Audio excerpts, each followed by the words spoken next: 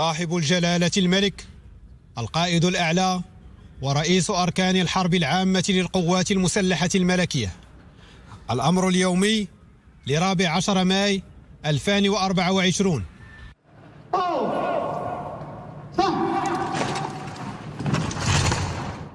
الحمد لله والصلاة والسلام على رسول الله وآله وصحبه. معشر الضباط وضباط الصف والجنود، نحتفل في هذا اليوم الأغر بالذكرى 68 لتأسيس القوات المسلحة الملكية، وقلوبنا مفعمة بمشاعر الاعتزاز والافتخار لنا وللأمة المغربية جمعاء بكل مكونات جيشنا الباسل البرية والجوية والبحرية والدرك الملكي. فهي بالنسبة لنا نحن القائد الأعلى ورئيس أركان الحرب العامة للقوات المسلحة الملكية مناسبة لتجديد عطفنا ورضانا عنكم والتعبير لكم عن امتناننا على التضحيات التي تبذلونها بتفان ونكران ذات في خدمة الوحدة الترابية وحماية الحدود الوطنية. كما نستعرض فيها بكل تقدير وإجلال المحطات الخالدة التي قطعتها قواتنا المسلحة الملكية، مستحضرين بخشوعنا الأدوار الطلائعية للقائدين المنعمين جلالة الملك محمد الخامس رضوان الله عليه ووارث سره جلالة الملك الحسن الثاني طيب الله تراه، حتى تستمر هذه المؤسسة في مسيرتها التاريخية حصنا حصينا لهذا البلد الأمين. معشر الضباط وضباط الصف والجنود، إن القيام بالمهام الجسيمة الملقاة على عاتقكم في الدفاع عن حوزة الوطن والذود عن وحدته الترابية، وجهودكم المتواصلة من أجل خدمة بلدكم في مختلف المجالات العسكرية والأمنية والإنسانية والاجتماعية والتربوية، فضلا عن التزامكم الوثيق بروح المسؤولية والجدية، يجعل منكم مثالا يحتذى به في الإخلاص والعطاء. هدفنا هو أن تبقى القوات المسلحة الملكية محافظة على قيمها الأصيلة وتقاليدها العريقة، قادرة على تأدية مهامها النبيلة في الدفاع عن الوطن والمواطنين في أحسن الظروف، وأن تستمر معاهدنا ومدارسنا ومراكزنا التعليمية في تدعيم قواتنا المسلحة الملكية بأفواج من الإطارات الوطنية والكفاءات العسكرية من ضباط وضباط صف وجنود مؤهلين لأداء مسؤولياتهم بمهارة واقتدار. وفي هذا الإطار نشيد بالعمل الجبار الذي تطلع به قواتنا المسلحة في الدفاع عن وحدتنا الترابية بتفان وإخلاص لقسم المسيرة الخضراء، وكذا بجنودنا الساهرين على الحدود البرية والجوية والبحرية للمملكة، منوهين أيضا بأفراد تجريداتنا العسكرية العاملة ضمن عمليات حفظ السلام بالكونغو الديمقراطية وإفريقيا الوسطى في انخراط تام مع جهود الأمم المتحدة من أجل استتباب الأمن والسلم بهذين البلدين الشقيقين. معشر الضباط وضباط الصف والجنود، إن العالم اليوم يعرف توترات مقلقة وتحولات سريعة غير مسبوقة تتجسد في التقاطبات واختلاف التحالفات وتزايد احتمالات الحرب في مناطق مختلفة عبر العالم، وقد فرضت هذه الظروف حتمية إعادة التفكير في مفاهيم الأمن والدفاع وضرورة تكييف البرامج والاستراتيجيات مع تعاظم التهديدات والتحديات، مما يستوجب مسايرة هذه الوضعية والتأقلم معها.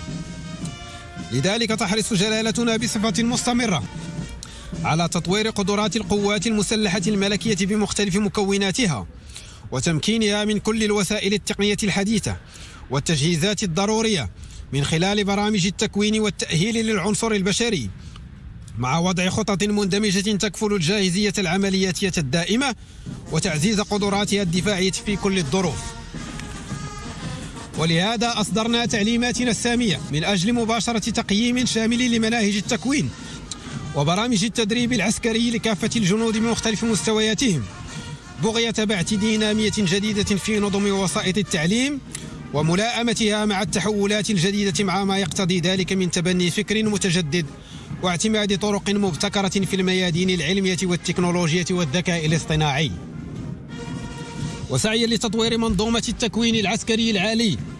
أمرنا بإنشاء مقر جديد للكلية الملكية للدراسات العسكرية العليا كقطب جامعي مندمج يحتضن كل مدارس التكوين العسكري العالي لضباط القوات البرية والجوية والبحرية والدرك الملكي، ويضمن تعليما متكاملا طبقا للمناهج والتقنيات الحديثة المتطورة ومنفتحا على الفضاء القاري والدولي. معشر الضباط وضباط الصف والجنود، إن الإقبال المنقطع النظير لشبابنا تلبية للنداء الوطني في إطار الخدمة العسكرية التي أسفرت منذ إعادة العمل بها عن نتائج جد إيجابية يعكس النجاح المستمر لهذه العملية، والتي ارتأينا أن نجعلها ورشا وطنيا مفتوحا وفق منظور جديد في التكوين والتأهيل المهني يزاوج بين تقوية روح الانتماء للوطن وتحمل المسؤولية وبين فتح أبواب المستقبل والاندماج أمام الشباب المغربي المؤهل بدنيا وعلميا وتقنيا للمساهمة الفعالة في النهضة الاقتصادية والتنموية للبلاد. وبالإضافة إلى هذا كله فإنه من بواعث سرورنا ورضانا ما أظهره هؤلاء الشباب ذكورا وإناثا من العزم والحزم والإيثار والامتثال بعد دمجهم بصفوف القوات المسلحة الملكية والدرك الملكي والأمن الوطني والقوات المساعدة وغيرها من المصالح والإدارات العمومية والمؤسسات المدنية التي انخرطوا فيها بعد اجتيازهم التكوين العسكري. ونظرا لنتائجها الطيبة فإننا نهيب بجميع المسؤولين إلى المزيد من العمل والاجتهاد للحفاظ على المكاسب الملموسة التي حققتها الخدمة العسكرية والمضي قدما في تطويرها. معشر الضباط وضباط الصف والجنود، إن قواتنا المسلحة الملكية تواصل بكل إخلاص وتضحية كما فعلت في الماضي القيام بالمهام التي ننيطها بها اجتماعية كانت أو عسكرية لفائدة الوطن وسلامة ساكنته. وفي هذا الصدد نغتنم هذه المناسبة لننوه بتلك الملحمة المجيدة التي سطرها أفراد القوات المسلحة الملكية بجانب نظرائهم من الدرك الملكي والأمن الوطني والقوات المساعدة والوقاية المدنية والسلطات المحلية وإخوانهم من المتطوعين إثر فاجعة الزلزال الذي ضرب إقليمي الحوز وتارودانت. فمباشرة بعد إصدارنا لتعليماتنا السامية في الساعات الأولى للفاجعة كان لاستجابتكم الفورية وتدخلكم السريع في الميدان مع ما رافقه من نشر للمستشفيات الطبية الميدانية ووحدات الإنقاذ والإغاثة البرية والجوية وكذا نصب المخيمات الإيوائية مع تقديم المساعدات الغذائية لفائدة المتضررين الأثر الفعال في التخفيف من معاناة السكان وفك العزلة عن المناطق المتضررة. كما نعتز بالدور الكبير الذي لعبه العنصر النسوي العسكري خلال هذه الأحداث المؤلمة والذي ساهم بنفس العزيمة والحماس والشعور بالانتماء للوطن في تأطير المستشفيات الميدانية وكذا الأنشطة الاجتماعية لتخفيف عبء الفاجعة على النساء والأطفال. معشر الضباط وضباط الصف والجنود، إننا ونحن نخلد هذه المناسبة المباركة لنستحضر بكل خشوع وإجلال أرواح كل من قدم الغالي والنفيس والتضحية من أجل كرامة وعزة هذا الوطن، وعلى رأسهم القائدان الراحلان جدنا جلالة المغفور له محمد الخامس ووالدنا جلالة الملك الحسن الثاني تغمدهما الله بواسع رحمته، متضرعين إلى الباري تعالى أن يشملهما برحمته الواسعة وأن يسكنهما فسيح جناته مع النبيين والصديقين والشهداء والصالحين. وبنفس الإيمان نسأل الله عز وجل أن يشمل برحمته ورضوانه شهداءنا الأبرار الذين قضوا في ساحة الشرف دفاعا عن حوزة الوطن ووحدته الترابية وسيادته الوطنية. كما نسأل الله تعالى أن يعينكم على أداء مهامكم ويهبكم المزيد من القوة والثبات لتحقيق أهدافكم ويبقيكم دائما حماة الوطن الأشداء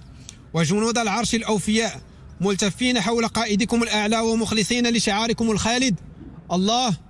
الوطن الملك. وحرر بالقصر الملكي في 30 شوال 1445 هجرية الموافق ل9 ماي 2024 ميلادية، إمضاء محمد بن الحسن.